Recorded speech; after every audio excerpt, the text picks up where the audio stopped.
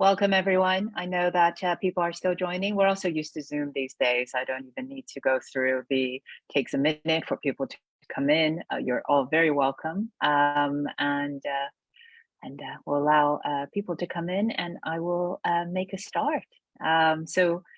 Firstly, thanks to this terrific panel, and particularly to Perry for sharing his great book with us in this hour. I'm Linda Yueh. I'm visiting professor at LSE Ideas, and today's it's really a book talk plus two with two great discussants. But the topic I think is going to be hugely interesting for everyone. Money and Empire: A Conversation on Charles Kindleberger and the Dollar System. So the role of the dollar is indeed one of the most important topics in global economic governance. And that's why it's our topic today, because this is part of LSE Ideas Global Economic Governance Commission. So to understand its future, it's helpful to understand its past by the ideas of a key economist whose lifetime's engagement with the dollar system sheds light on this important issue. So, as I say, we're absolutely delighted to be joined by Perry Mehrling. He is Professor of International Political Economy at Boston University, and the title of today's session is his book. And also absolutely delighted to be joined by Michael Pettis, Professor of Finance at Peking University, and by Adam Tooze, Professor of History at Columbia University. So we are going to hear a bit about Perry's book, and then we're going to have the discussants share their thoughts. We will have a discussion, and then there'll be a chance for Q&A with you, the audience. So please feel free to put in your question in the Q&A box, and we look forward to hearing your thoughts as well. Now, before I hand over to Perry, to tell us about his book, just a reminder to please feel free to join in the conversation. You can use the hashtag Global Economic Governance or hashtag LSE GEGC. So with that, warm welcome again to everyone. And Perry, the virtual floor is yours. Thanks very much, Linda, and I am happy to be here and really very appreciative for Michael and Adam taking the time. I'm really looking forward to their reaction. A more ideal audience I couldn't even imagine. So let me just give the audience in general an idea about what the book is about and so forth. So I'm just sharing my screen here, and we will get started. So you're seeing that? Yes. So the book is there on the right, Money and Empire. I think of this book as it came out of disappointment from The New Lombard Street, which was a biography of the Fed. And I realized that what I really wanted to write was a biography of the dollar, okay, which is a global thing, not a national thing. And then I found Charlie Kindleberger, and I knew I had an arc, and I was off and running. So this is where the book came from. It came from my last book. This is the way authors often, their disappointment with their previous book leads to their next one. Not that it was a bad book. It just didn't. It moved. I wanted to go farther. The title, Money and Empire, you saw on the cover there, the little yin yang thing going on. This is a theme throughout the book. You know, it's the interplay of economics and politics, that Charlie thought that that money should be international. He was internationalist. The model for the world should be the integrated financial market of a single country. He was in fact quite inspired by his mentor at Columbia, H. Parker Willis, creating the Fed as uniting all the banking system in the United States. And so he thought, well, his life project would be doing the same thing for the world. And that's sort of what he did. The problem, of course, is that the world doesn't have has a world government, and so that's the challenge, the political economic challenge. And the United States, he thought, was going to be playing an important role in providing leadership for that global system because it was a global dollar system that we were building, and that was his life project. And I trace that in the book. Here's how the book is organized. It is at the same time a biography of the man. He was born in 1910, but it's also a story of the rise of the global dollar system. The Fed, you could say, was born in 1913, the international monetary system at Bretton Woods in 44. And then there's this sort of shock of where Nixon devalues in 1971, and Charlie thought that was the end of the dollar system. It turned out not to be. It turned out to be a growing pain where the dollar system basically globalized after there. The offshore dollar system really took off in the 70s. So it's a story of a man. It's a story of an evolution of institutions. It's also a story of evolution of ideas, the way economists came to understand this system. And in particular, I would draw your attention to chapter 6, which is sort of the anti-Triffin chapter, I call it, where Kindleberger is having fights with Triffin, and Triffin. These ideas are still alive today, right? So these are important. And among economists, chapter 7, he's having fights really with global monetarism, with the monetary approach to the balance of payments and things like that. So those are for the economists. But for people who aren't economists, there are these other stories. You can read it like a novel, even if you have no background in economics. I wanted to, there is an actual person there, and who was an economist starting in 1948. He went to MIT, but there's a whole life before that. So he's 38 years old when he goes to MIT. And the important thing before that, he was at the New York Fed, he was at the BIS, he was at the Board of Governors, and then he was in the OSS, the Secret Service in World War II. That's him on the left. And he was one of the highest ranked intelligence officers.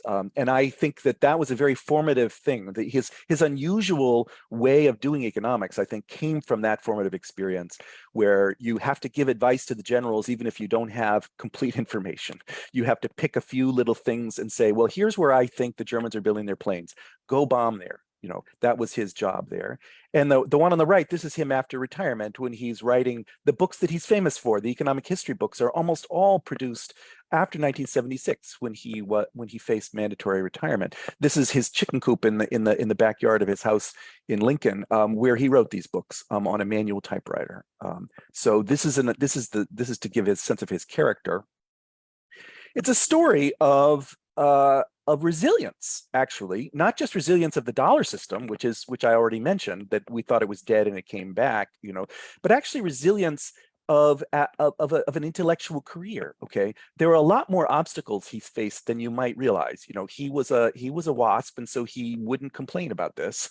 But when you track his life, you see that he had a certain idea when he went to MIT in 1948 of the kind of career he wanted to have. He wanted to build a bridge between practitioners, the life he had at the State Department, building the Marshall Plan, and academic life. He wanted to have a bridge between economics and political science, and he wanted to go beyond this national economic focus on Keynesianism versus monetarism to have an international focus.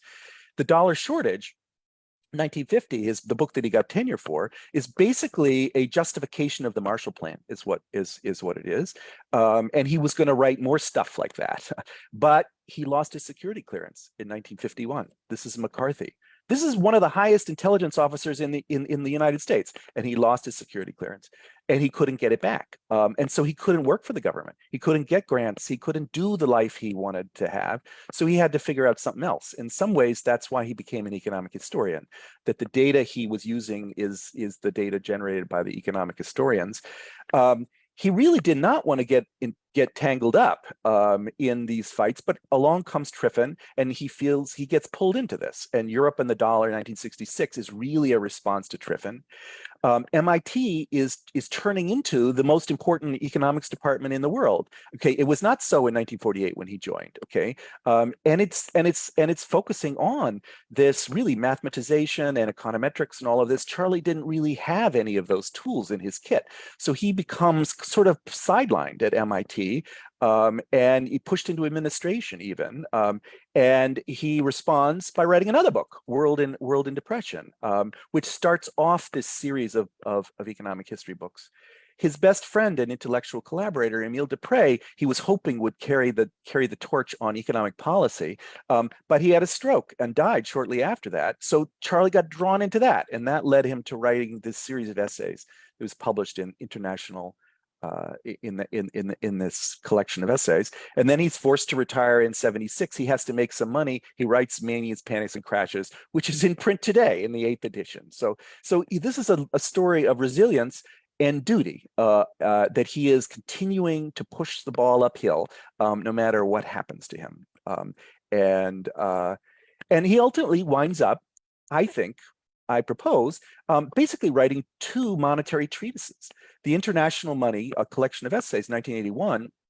If you look at the organization, it's organized as international money, international payments, international capital markets, and then he's looking toward a new monetary world order. How can we run this dollar system? How can we square this political economic circle? And his financial history of Western Europe is organized in the same way. You see money, banking, finance, but now he's looking at the past, the interwar period and after World War II. That's his life, actually. This is kind of an autobiography. He's writing about the period he grew up in and trying to understand it. The ideas that he came up with for international finance are his own understanding, his own life, is I think the way you need to understand that book. People have in general not understood these books, and I think that's because they don't understand who Charlie is. And so I hope that my book will put these books back on reading lists, and that people will learn from them. One of the reasons I wrote this book was that I wanted to learn about international finance myself, and I wanted to extend this money view way of thinking of money that I've created in my courses at Barnard and Columbia, which is now a MOOC on Coursera. Was filmed in 2012, so that was published basically in 2012. And the next 10 years I spent sort of extending it to the international world. And so I do come down saying that we can build on Kindleberger, a money view of global money. I don't spell all that out really in the book, but that's my view, that Kindleberger can be understood as quite consistent with the money view. But you need to, it is an extension, and it also, by bringing in politics, that's been a new challenge for me that was not previously really in my toolkit. And here I emphasized his resilience in the face of all of these challenges. So now on my last slide, I want to say, at the end of his life, well, not really the end, he lived a good long life, he was elected president of the American Economic Association. So although he was not standard economist at all, now he's president and he gets to run the annual program, and he gets to give the presidential address. And this was his presidential address: international public goods without international government. This is the problem that he was focused on his entire life. Okay, and now on the biggest stage that he was given, he talks about that problem again. So this is money and empire he's talking about, at the end of his life. And I draw your attention to this is his official presidential portrait here. And over his left shoulder, if you look carefully, you'll see Can It Happen Again? Book of essays by Hyman Minsky. So this is a staged photograph in which he is drawing attention to his ally late in life, Hyman Minsky, famous for the financial instability hypothesis. Charlie always thought it was an internationalist. International financial crises is what he was interested in, and the challenge of international lender of last resort in order to put a floor on those, and that will just kick it off. So fascinating, absolutely. Thank you, Perry. That was a tour de force of the dollar in economic history. The Before I bring in the discussants, Perry, you've mentioned it a couple of times, the Kindleberger versus Triffin debate. It'd be really interesting to get a sense of that and why Kindleberger thought the strength of the dollar system you know, was such that the Triffin dilemma should not be the overriding thought. Do you want me to respond to that quickly? Yes, please. Yes. That'd be So Triffin, the Triffin dilemma, he was he had this idea that in order for the dollar to be the international currency, the dollar has to get into circulation outside of the country. And the way so that somehow requires the US to run balance of payments deficit in order for dollars to flow out of the country. And Charlie always said, absolutely not. There's no reason at all for that. It's really just about international financial intermediation. In New York, he imagined that New York would basically replace London, and that the commercial banking system would be borrowing short and lending long to Europe. Okay, and so the commercial bank liabilities would be the monetary reserves of Europe, and he was pointing out that was starting to happen. And so Triffin was saying we need to get rid of the dollar and replace it with a genuinely global, IMF should turn. And Charlie was saying, no, the banking system is working fine. It's developing the dollar system. Please don't sabotage this. Please don't give succor to people who don't understand the system. Try to understand. And so that was what that debate was really about. And I don't think he ever made much headway with Triffin or with Triffinites. The Triffin point of view became quite, even his MIT colleagues basically became kind of Triffinites. And so this, I think, was a frustration. But international financial intermediation, because so many people took that on board and created capital controls and all kinds of restrictions. So the offshore dollar system grew up. That's where the international financial intermediation started to happen. That was more sort of acceptable politically, economically, than having New York as the kind of center that London had been. So the dollar system survived Triffin, very much so. But I don't think it's still that well understood. As a matter of fact, it's still, how this stuff is taught in classes. Fascinating. Thank you. Adam, can I invite you to share your thoughts on all of this? Yeah, it's a real pleasure to be here, and congratulations, Perry, on yet another, really, I think, a book which is going to be quite foundational and a key reference point. And I found it just extraordinarily eye-opening. And having taught Kindleberger for a large chunk of my adult life, just extraordinarily illuminating on somebody whose work and thought I really understood. And in your reading of him, he makes even more sense to me, and he seems so close to us, shall we say. By us, I mean like the community of folks that will identify either with Perry's money view or with macro finance, if you like. And reading Perry's version of Kindleberger, I think what we see is I'm going to call him a macro financial analyst, somebody who's interested in the way in which Keynesian frameworks, national economic accounting frameworks, are, for a period, as it were, bolted onto our understanding of the global economy from the 30s through to maybe the recent past, but are continuously subverted and shot through and cut through by what Hyung-Sung Shin in that extraordinary paper refers to as the interlocking matrix of corporate balance sheets, which are actually, in some ways, the glue, the threads that hold the global economy together.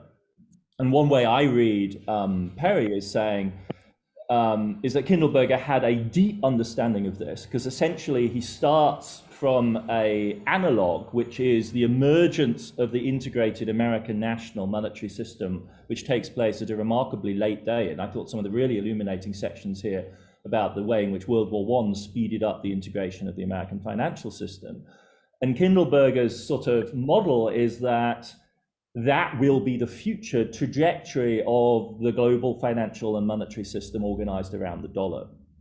And that, of course, starts from the premise that the key glue here are essentially bank balance sheets and the way they interact. Central banks then act as it were, intermediators and stabilizers of that system. And I mean, there are a variety of like dramatically illuminating moments that result from that.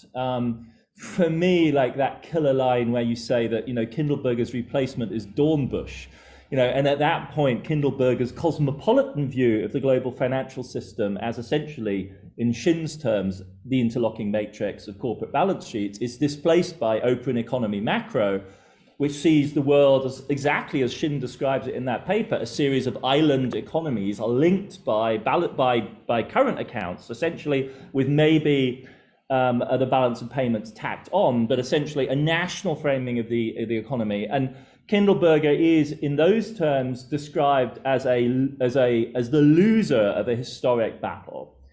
And as you say, and as you've just illuminated, Perry, for us, part of that struggle is with Triffin. And you didn't quite drive the point home just a second ago, but in the book, it's really like the upshot of this is that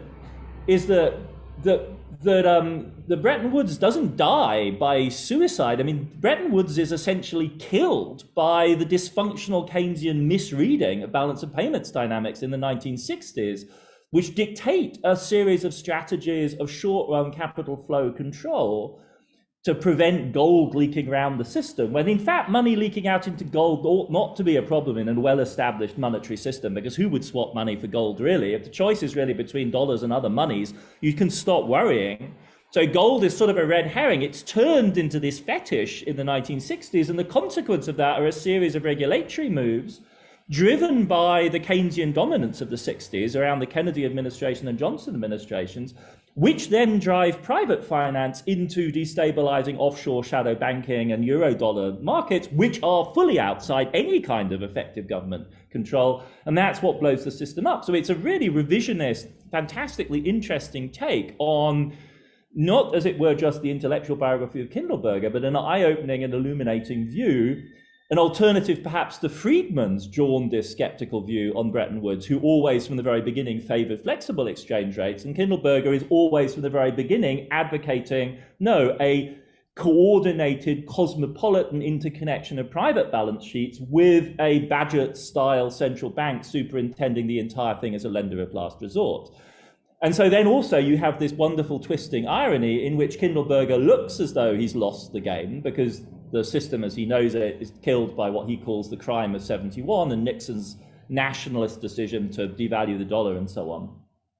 But then in a way, the deeper logic of Kindleberger's understanding of the dollar system actually plays out through the development of the private-based, money market-based dollar system from the 1970s onwards, and the progressive integration of that under the hegemony of the Federal Reserve, even in a non-gold-backed, non-fixed exchange rate system. And so, in a sense, our old friends, the swap lines, emerge as the line that runs through. We have, as a result of a lot of good historical research, discovered their role already in a prominent way in stabilizing the Bretton Woods system in the 1960s, which is, of course, music to a Kindlebergian, because that's exactly the kind of integrated lender of last resort, decentralized dollar cash machine that you would need to make his cosmopolitan system work. Then you have these sort of lines where you say, well, in 2008, it was rigged back together again. And then, as you say, in 2020, there was basically a kind of shoulder-shrugging de facto acceptance of the Federal Reserve as the central bank of the entire dollar-based world, right? And so the book has this, it's both a scholarly and truly historical, the study of this man, this scholar, his trajectory through America's history, transatlantic history. You describe very well his deep affection for Europe, the fact he had this other life mapped out for himself at the BIS, which never happened because of World War II. But on the other hand, the book also has this lovely arc and this huge actuality, because it does seem to me to reposition Kindleberger as the granddaddy, or a kind of umbilical link between your money view, bank-centered thinkers of the American monetary system at the beginning of the 20th century that you've worked on previously, and our macro finance, global dollar system world, which so many of us have coalesced around under your influence, apart from many others, since the 2008 crisis. And so it really is, I think, a You describe at various points Kindleberger as a historian, not in the sense that he does archival work, but he gives new meaning to the archival work of others. You, in fact, did do archival work for this book. But the big payoff for me is this repositioning of the meaning of his work. I mean, it's really a powerfully, revisionist isn't even quite the right word, because I don't think we actually, as you say, I just don't think we understood Kindleberger. And now it seems to me on this basis, it's a very compelling, coherent, immediately, it has the force of a good idea. Like, it's clearly right. Like, there's not going to be a lot of arguing with this. You clearly nailed something about Kindleberger that once you see it, makes so much more sense of everything else. His disagreements with Friedman and Schwartz about the Great Recession, his insistence on this much more complex global view of the financial system, your choice of the word cosmopolitan rather than internationalist, which I think is precisely right for, I'd not thought of macro finance as cosmopolitan before, but I think that really is the right word. It isn't international, because international implies the islands, the nations, which are then linked internationally. It's truly cosmopolitan. That, I think all of this really provides us with a fantastically illuminating take. It really does everything that a book like this should do. And thank you. It's a privilege, and thanks very much, Perry. Thank you, Adam. Michael, I'm going to turn to you for some of your reflections as well. Thanks very much, Linda. Reading this book, or wanting to read this book, was almost a no-brainer. First of all, I read everything that Perry writes. Adam too, by the way, but I read everything that Perry writes. I'll read anything about the history of the dollar as a dominant currency, and of course, I'll read anything about Kindleberger. So when all of these three got packaged together in a single book, I was very excited to read it, and I wasn't disappointed at all. It's a really wonderful book, and I think Adam describes much of that. To me, the real importance of Kindleberger, and it's probably not a surprise to anybody, was his insistence on domestic imbalances conforming with international imbalances, whether it's domestic imbalances that accommodate international imbalances, or external imbalances, let's say, or external imbalances that accommodate domestic imbalances. What was really key about him was the need for both sides to be accommodative. You can't really think in a global environment in which countries have more or less open capital markets and more or less open trade markets. It's impossible for the two not to be connected. And this struck me most, if I can give you a little bit of anecdote. I remember in the very early 1990s, I read a book about the 1873 crisis in the United States, a very important crisis, as you all know. Some people claim it was the first global financial crisis, although it's always hard figuring out which is the first. But it was certainly a major crisis in the United States. And this book was a really wonderful book. It explained all of the events leading up to the crisis. It focused on railroad bonds. It focused on monetary expansion within the United States.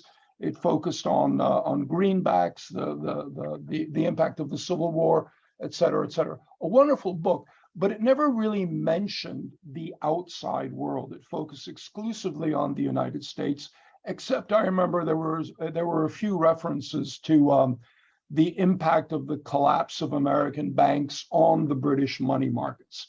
So it was an American event that had a secondary impact on British money markets, and then that was the end of that. And shortly after I read that book, a friend of mine, sort of Bob Cowlett, a legendary Wall Street figure, basically told me that if I didn't read Kindleberger's A Financial History of Western Europe, I wouldn't be allowed in his office again. And so I read the book. And it was really astonishing because, of course, if you read the book, you'll realize very, very quickly that the 1873 crisis wasn't an American crisis. It actually didn't arrive in the US until September of 1873, but it began in Vienna in, I believe it was May of that year, and then spread to Germany, England, Latin America, back to England, and then ultimately the United States. And I found that really an astonishing story because it made very clear that what happened in the United States couldn't possibly be explained without reference to the external imbalances and what was happening in the rest of the world. In particularly, he mentions something that Perry talks about, which is the impact of the French reparation payments after the 1870 war. How that affected, he called it a displacement, a very typical displacement, how that affected money supply in Europe and in the rest of the world, and how it led to a whole series of consequences, one of which could have been the bubble in railroad stocks in the United States and ultimately the collapse in 1873. And I think that's a very important point of what Kindleberger really forced us to understand. You cannot really separate national events from international events. Now, having said that, there are a couple of things that I'm hoping that Perry might explain a little bit more. One was, you mentioned in your book, Perry, a paper that I think he wrote in the 1920s, which I haven't read, in which he talks about sort of a dual dollar, an official dollar versus a private dollar. I don't know if you remember that.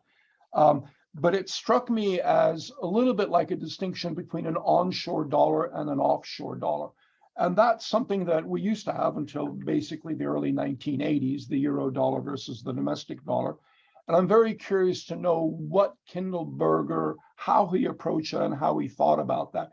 Because it seems to me it's very different from the idea of a universal dollar.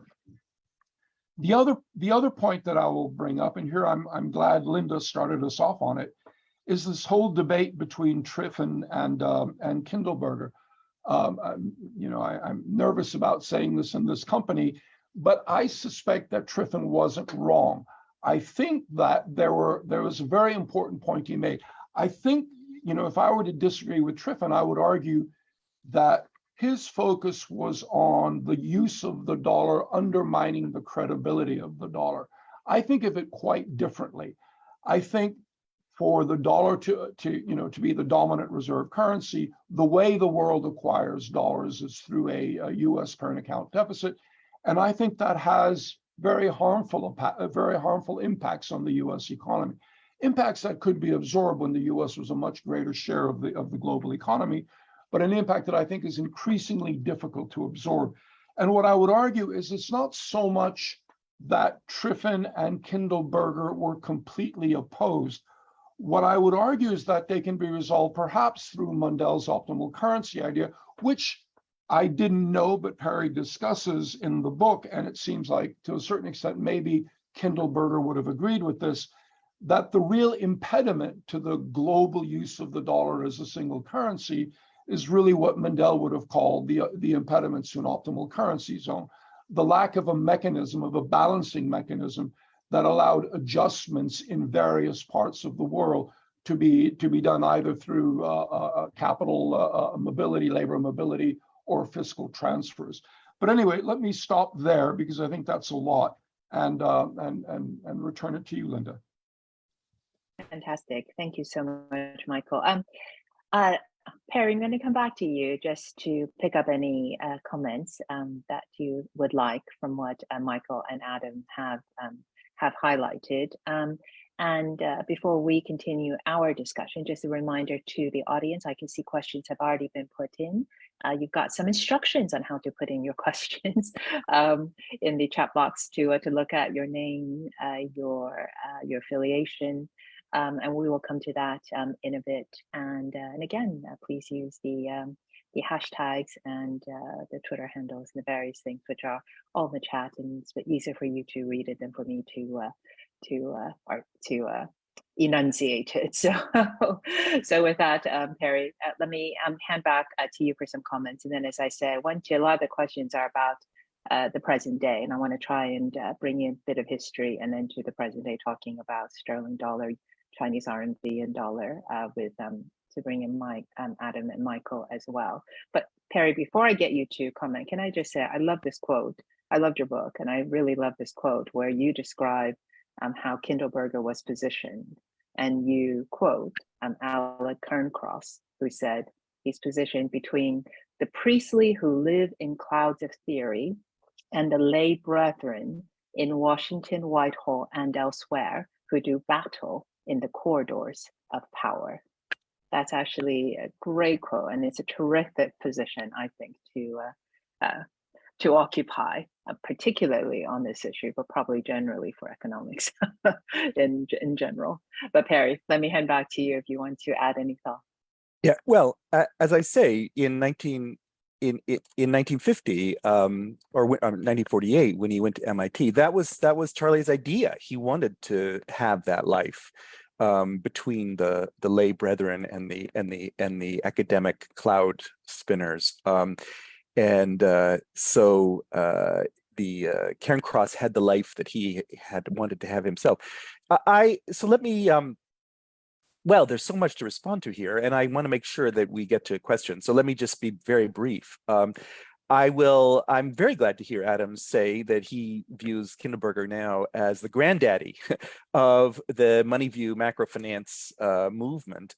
I said in my remarks, that I viewed him as sort of my ancestor. I was looking for ancestors. When you're a little alone intellectually, you need to find ancestors. A lot of my intellectual project in the last 30 years has been exactly that, trying to find people that I could build on, because I felt that the dominant views were not really helpful. And so that's been what this exercise has been personally. So I'm glad that it's useful to somebody else. It's my own psychological journey and intellectual journey. So I really am very, very glad to hear that this is helpful to other people. One thing Adam underlined, which I just want to underline even more, is and I think it's relevant for the present day. One of Charlie's ideas was that war is a hothouse, okay, for financial development. He used that word, a hothouse, meaning it forces rapid development. World War I forced the rapid development of the American banking system, integration and so forth, as Adam says. World War II forced the development of international, and the dollar emerged as the unrivaled global currency. Even though all private markets were closed, really, it was states that were running the war, but they reopened then, and it took a while. You had to rebuild private capital markets. You had to, in Europe, in particularly, there wasn't even convertibility until 1958. But it was clear the direction that was going. And now here we are in a little bit of a hothouse right now, with things with global developments really quite shaky. And I want to draw it, and we've been through a war. Actually, this pandemic, okay, has been that kind of displacement. And so it is maybe useful to look back and realize the resilience of the system in the face of obstacles. And I think that is maybe a little reassuring for facing present. So thank you, Adam. I will. So Michael, you had two questions. So this business about the official dollar versus the private dollar. So this was actually happening. This is in the chapter on when he was at the Fed. After he got his PhD he joined the New York Fed in 1937.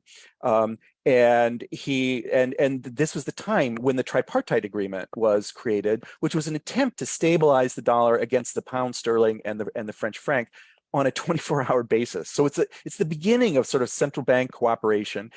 You could even see it as a proto-Bretton Woods, that this was the core that it didn't work because the world went to war and so forth, but it is the beginning of that.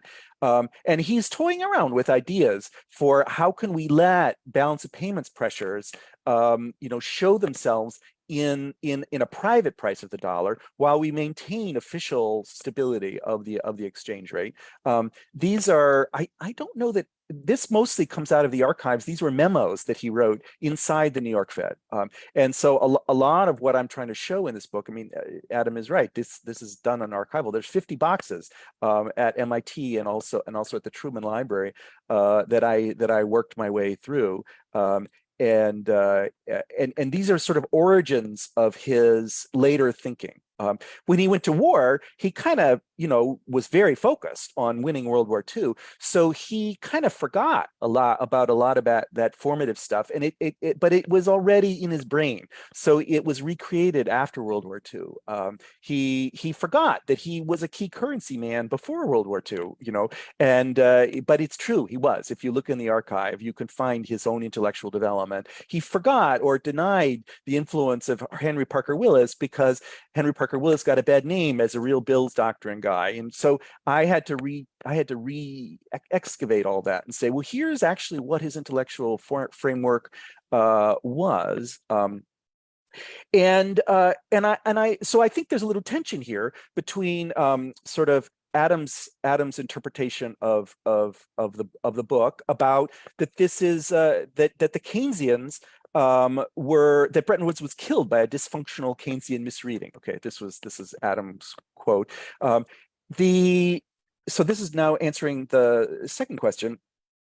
The way the world absorbs dollars, Kindleberger's point about this is that the way we measure the current account, okay, makes it look as if you're running a deficit, when in fact you're not. What you're doing is supplying liquidity to the world. The world is demanding dollar reserves. If the world is growing at 3%, external dollar reserves should be growing at 3%, approximately. And in order to provide those, the American banking system, or the dollar-based banking system, has to expand at 3%, so that its liabilities are providing those reserves. There's nothing wrong with that. That's a perfectly stable situation. That's not an imbalance, okay? But if you measure it in the standard way that most countries do their balance of payments, it looks like a deficit, because it looks like, suppose they cash in those dollars, then we're going to, the dollar exchange rate will plummet. Well, that would be true for a normal country. That's not true, as Adam says, for the United States, because cash them in for what? Cash them in for what? The dollar is the global currency. And so that's the point. And I'm afraid that there still is this kind of fetish of measurement that leads to imagining a problem where there isn't one. Now there was a problem in 71, and this is important. The reason that it wasn't just misunderstanding that destroyed Bretton Woods, okay?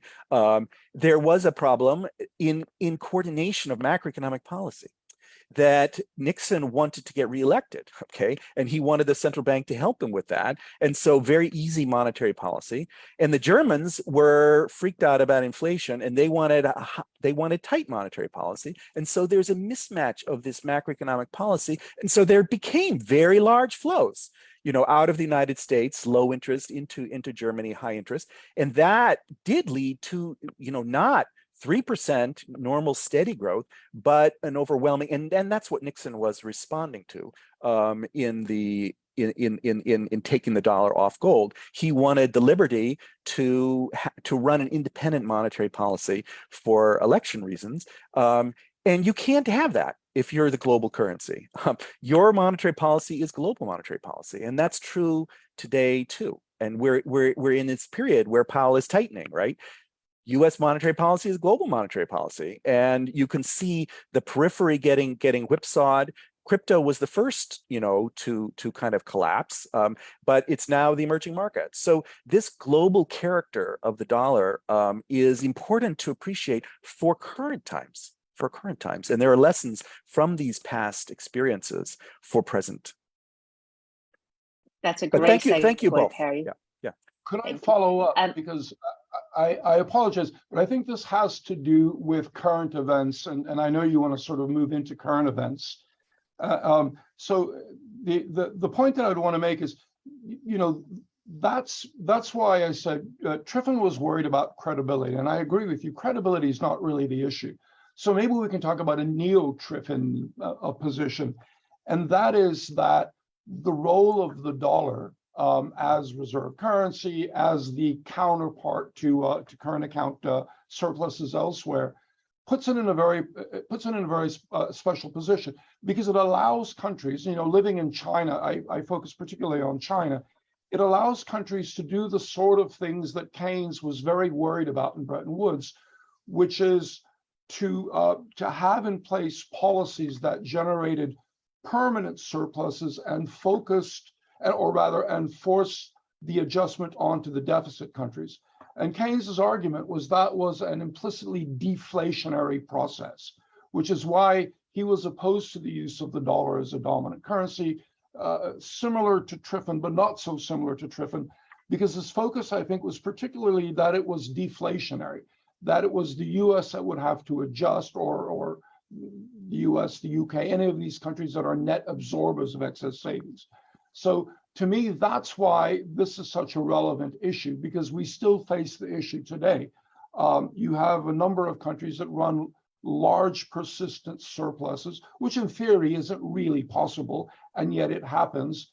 And this has an impact on the issuer of the dominant currency, the US dollar. So that's why I'm concerned about this idea of the dollar as the dominant currency without the sort of adjustment mechanisms that maybe Mundell talked about. I don't know if I'm taking this away from Kindle. This is obviously a much longer discussion, and I hope that we get the opportunity to do that, but perhaps in another forum. But I appreciate that. This is something that this opens up, this debate, definitely. Yeah, great. There's a ton of questions actually in the question. So I'm gonna one comment, and then I'm gonna pose an impossible question to Adam, which is to make him think about the dollar and the RMB before we go to the audience questions, which as in the future, and there are no facts about the future, but I think it would be a really interesting a topic to segue even more into the present. But my comment is, there's a great quote in your book, Perry, a lot of great quotes, but Nixon's Treasury Secretary, I think at the time of the crime of 1971, he said, the dollar is our currency, but it's your problem. And we can see history repeating itself during the taper tantrum, perhaps, of 2013. But so, Adam, before I go to the questions, tell us about the future of the dollar based on sterling was replaced by the dollar. Will the dollar be replaced, and could it be the RMB? I know it's very unfair to ask historians to talk about the future, but extrapolating, just be great to get your thoughts, and then we'll go to the question. I'm a deep skeptic when it comes to the significance of analogy for understanding this problem. I'm unconvinced that, I think there are, to me, the analogy is, to like a big box of badly sorted Lego parts, so they're Lego bricks. Like there are elements of historical logic and function mechanisms like Lego bricks, which are robust in various ways across time. But the big picture and the big model that you make out of them really is too variable, too complex to allow that kind of extrapolation. I think setting aside the question of, as it were, the analog of the sterling's decline, which, as Perry lays out, was essentially driven and accelerated by the shock of two wars, World War I and World War II. World War I arguably does the damage. Setting aside that model, on the face of it, and I think Perry and I completely agree, and I'd love to hear Perry's view, to be honest, I don't see any plausible candidate as an alternative to the dollar at this point. Certainly I don't think the renminbi looks like an obvious candidate. It can obviously serve some useful functions, but in no way does it look like it has the properties of a currency that could perform the kind of function that it does now. But Perry, we were bantering about this before we went live. Like that's your kind of line too, isn't it? Because you've been arguing with Zoltan Pochar about this as well, haven't you? Yes, we were talking before.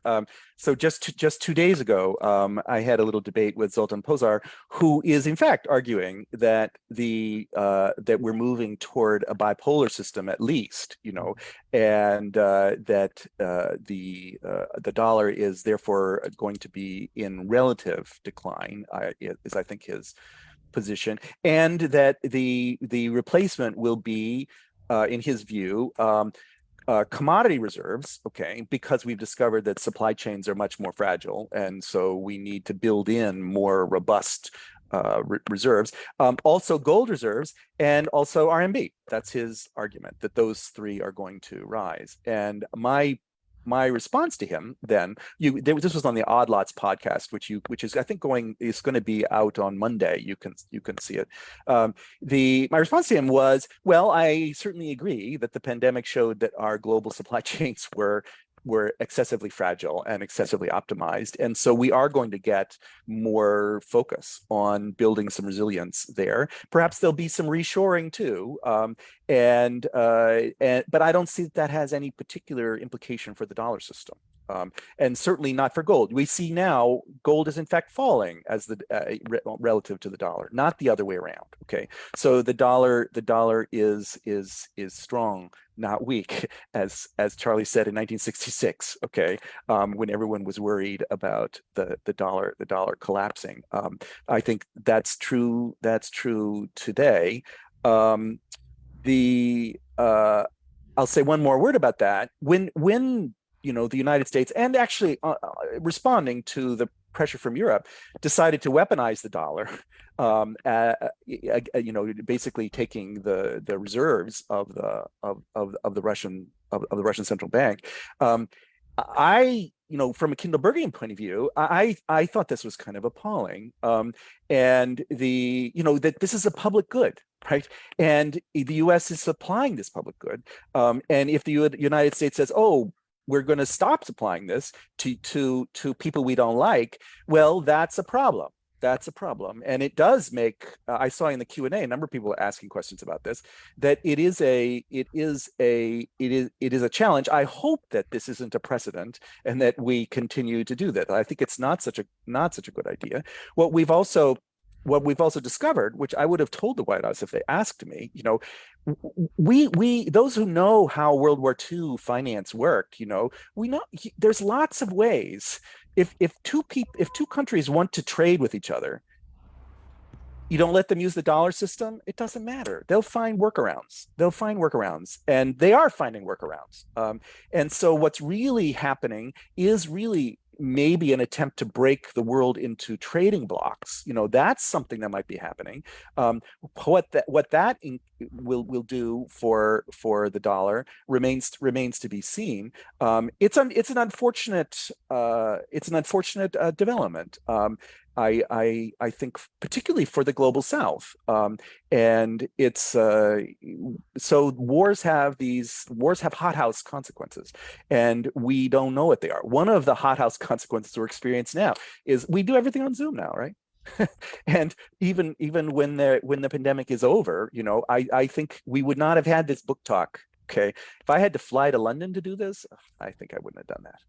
But it's easy here, and to gather Michael from Beijing and Adam from Berlin. This is just, it's an astonishing technology, changing the world. Thank you. So as promised, we've got just under 10 minutes left. We're going to go to the audience questions. There's a lot of questions, so I'm not going to have everyone answer every question. I'm just going to direct them, and hopefully we can, I will ask the question briefly, and hopefully we can keep the reply concise and try and get through as many as we can, if that was okay. So, and again, for the audience, if you want to vote for the question you want to have answered live, just use the amazing technology in Zoom and do your votes. So this question, which was posted first, was by Vinayak Basu, who is an LSE Econ alum. And I think this question is really for you, Michael, which is, have the sanctions on the Central Bank of Russia's FX reserves fundamentally changed the cost-benefit calculus for states, mainly China, in how they view the dollar? I think, isn't Russian energy now going to be priced in RMB and ruble as one example? But Michael, over to you. Well, I'm probably going to give the same answer Perry or Adam would. I really don't see an alternative to the dollar, and I don't think the renminbi. I think the euro or sterling are much more likely to compete with the dollar than the renminbi for a whole bunch of reasons. But does it matter that Russian gas is being priced, weirdly enough, 50% in renminbi and 50% in rubles? I think, that's not that wasn't something that was chosen for convenience. That's really done for reasons of security.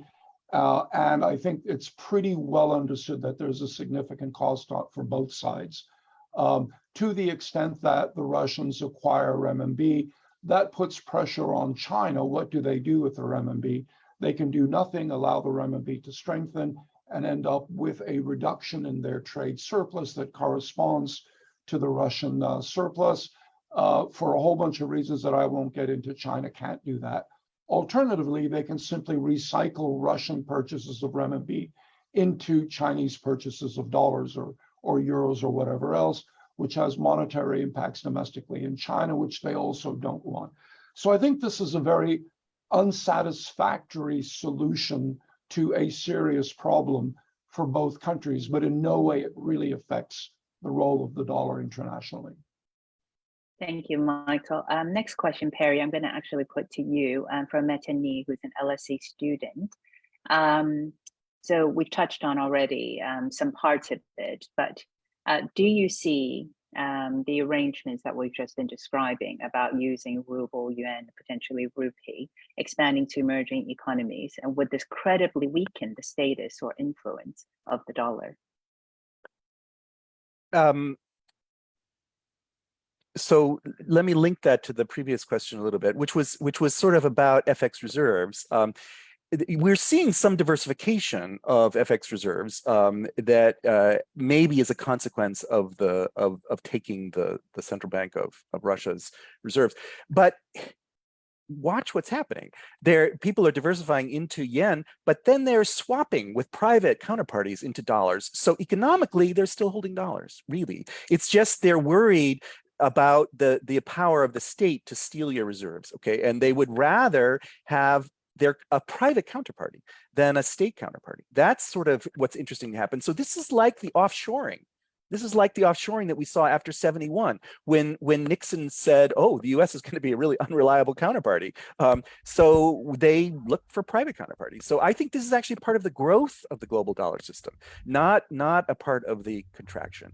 But what I will now say about that particular question, if you look at the evolution of the global dollar system, this is sort of the story that I tell in the book. You could think that up till like 60 or so, this is really about expanding the dollar into Europe, the dollar system into Europe. And this is what happens in the 70s too, where and then that sort of gets done. And in a way, the US rejoins the global dollar system in 1979. That's what Volcker does. The Volcker shock is rejoining the global dollar system that has grown up, without the help of the United States, in fact, with resistance.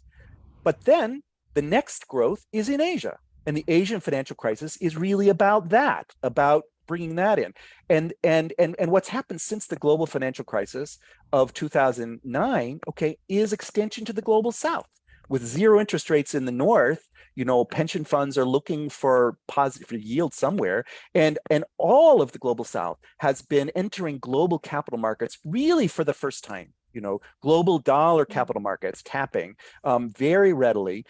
This is good for the emerging markets, right? This was part of Charlie's dream of what should be happening, that we should be having capital flows funding the deficits for development of the global South with surpluses from the global North. These are good imbalances, right? As opposed to the kind of difficult imbalances that Michael has been talking about. So I think that be careful what you wish for. If you think that somehow dollar dominance is getting in your way and you want to get rid of the dollar, beware that you've just now joined the global capital markets. Really, are you sure that you want to now get out of the system? But it's growing pains. These are the growing pains of the global dollar system, as far as I understand them, and they are political economic growing pains, not just building financial infrastructure. We have to get used to it and accommodate it. Thank you, Perry. We are rapidly running out of time, but Adam, let me pose this question to you from Luis Carrasco. How do you view cryptocurrency? Ethereum was the one that's mentioned as a credibly neutral settlement layer for solving international public goods without international governments. Adam. I think if you've got the dollar, why would you want, why would you accept a poor substitute? I don't find the technological case and the political economy case even less persuasive. I think it requires, as it were, the kind of mental acrobatics that you have to perform, and Perry illustrates so nicely Kindleberger performing in the late 60s is like describing the dollar as strong when the dollar looks weak to everyone else. And I think to my mind, crypto is born out of this, preoccupation with dollar weakness, with fantasies of what will in due course is bound to happen with a fiat money system run by politicians and central banks, ultimately centered in the Fed. It's a sort of cultural political critique of this monetary order, which, as Perry describes it, experiences growing pains. If you take American monetary history, has sort of had growing pains for its entire history. It's as though it's never going to grow out of its growing pains. And I think of crypto as one more expression of that. It's certainly not some sort of final frontier or some escape hatch, or perhaps like the global money projects, it's kind of a global money project of a libertarian variety for a techno age. It's a sort of, to that extent, a kind of, rather unfortunate offspring of the SDR type stuff that people like Triffin were pushing in the 1960s, or Bancor. And I don't see it as a credible alternative. Can I chime in there? We have 1 minute left, Perry, and I know we have a hard stop. Yeah. So unless it's very well, brief. One thing is just notice that when did crypto really take off was when they invented the stable coin. Okay, and what is the stable coin? This is an attempt to create a fixed exchange rate system with the dollar. Yeah. Okay, and that's what broke when Powell started to tighten. That's what broke the stable coins, the fixed exchange rate.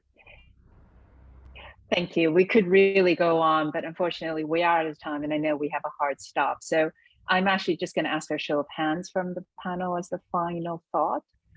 In 50 years' time, will it still be the dollar system? Yes, if you raise your hand. 50 is a long, long time. I don't know. I'm going with the courage of my convictions. Like, what else am I supposed to say? Like, it's a very long time. It does seem a very long time, though. Yes, world history, 50 years is a very long time. Yeah, it's like now you put it like that. Like that's a less certain hand than I would like. Well, actually, I don't even see Michael's hand. So largely, I would say it depends largely on what the U.S. does. If the U.S. allows it, it will be. Good question. I think that last question really tested your convictions there. Yeah, seriously. But it's been an absolutely terrific discussion.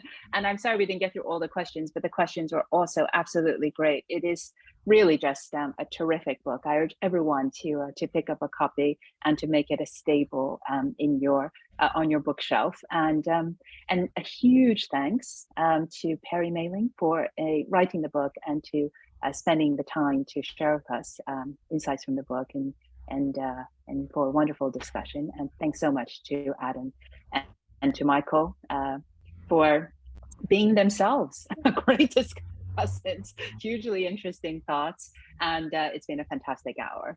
So if we were in a physical room, we'd all be clapping. So I think we will.